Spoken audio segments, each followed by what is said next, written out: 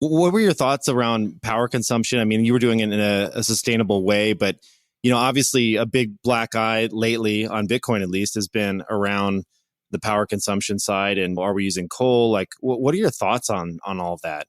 Yeah, so I think what's really interesting is if I had found Bitcoin and cryptocurrencies via speculation, I probably wouldn't have participated. Right. Like I'm not somebody who does sports gambling or kind of anything like that. So I actually think the way that I found it really important for me to actually participate. And then in terms of mining, I didn't know anything other than just find the cheapest power. Right. And we had been an investor in a business that had cheap power. And so the financial kind of incentive of a lowest cost power really worked. And so we were able to build that kind of vertically integrated mine. Now, as I've gotten to learn more and more about this, I think that there's two, big buckets that I always point out. One is this thing is an absolute beast in terms of like just network size. And I'll talk about Bitcoin more so just because I understand that one more and spent more time on it. But I think this is true of the entire industry. And so when you have something that is settling this year, it looks like over $6 trillion of on-chain transaction volume, it's going to take energy. Right. Yeah. And again, I'm not an energy expert. I don't understand all this in a nuanced way that an expert would.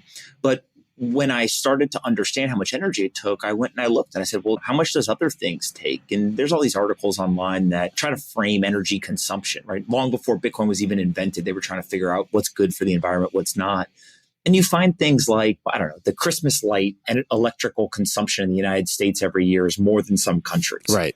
Right. And when you see that, you're just like, okay, that seems pretty crazy. Right. And so I think same thing with Bitcoin mining and other words. I think the more important conversation, you hinted at this, is where's the power coming from? Right. Because it's not just what the aggregate consumption, it's, well, is it renewable or not?